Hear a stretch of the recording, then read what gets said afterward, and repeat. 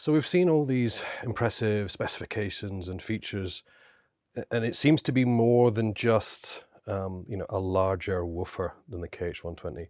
I'm going to assume there's a lot more going on here than just a new studio monitor. Now, that's definitely true. The KH150 is a first of a new generation of Neumann studio monitors. And the evolution here is in the electronics based around the DSP, which will be a standard part of all upcoming studio monitors from Neumann. Because there are so many benefits related to using a DSP in an active studio monitor. One advantage is a broad linear frequency response. Another one is extreme consistency. The KH150 is made to extremely tight tolerances of just 0.8 of a dB plus minus, which is making every speaker and every other speaker virtually a matched pair. And you can hear that in stereo imaging, it's really razor sharp. You also get more sophisticated limiting, which allows you to push the speaker harder with less of those problems that come with playing at the top end of the dynamic range. You also have standard digital SPDIF inputs now. There's convenience and usability features which become relevant as you're controlling more than maybe just two speakers. In an immersive audio setup, you can just mute and change levels for all speakers in your room with the push of a button, where previously you had to go and you had to manually adjust settings on the backplate of all speakers individually. And also the DSP enables us to linearize the phase response. Tell us more about the phase response. What impact will that have? So when you use IR filters, which are usually used in any kind of EQ and controller equipment and mixing desks, to alter the frequency response of a system, what you do is basically you change levels at specific frequencies.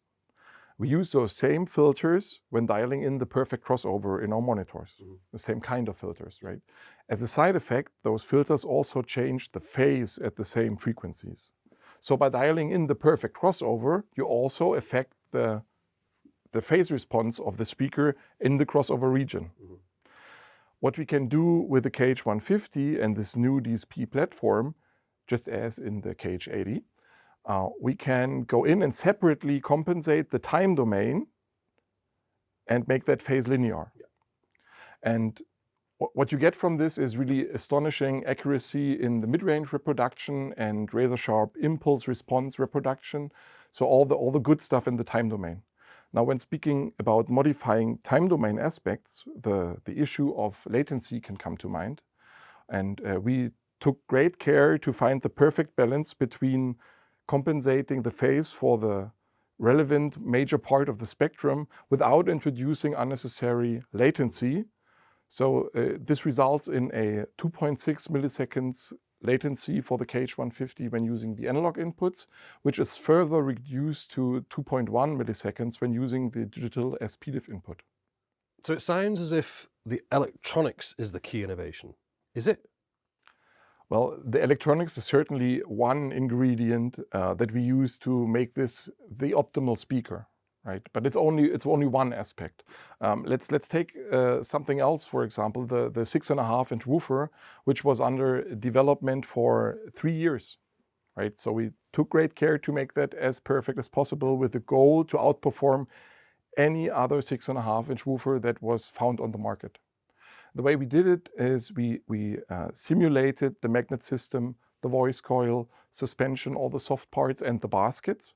Then we had countless sample runs, building one iteration after another iteration, and optimizing all the bits and pieces based on the learnings from the prototype.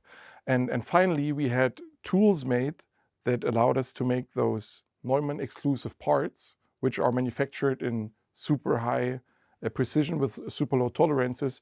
And this is the key how we achieve to make a woofer that is this low in distortion levels and in resonance. So we see that our old friend, the tweeter from the KH120 is here. Do we also have the same waveguide? No, we have a waveguide that's bespoke to the 150, but we also have an MMD, mathematically modeled dispersion waveguide on this speaker. However, this one is larger and it's deeper because we have more space in the cabinet and on the baffle, but also because the 6.5-inch woofer has a different radiation pattern than the 5.25-inch woofer on the KH120. So we adapted the waveguide to perfectly match the dispersion of the tweeter to the woofer. Yep. And with its larger and deeper waveguide, we now have even more control to achieve the desired dispersion.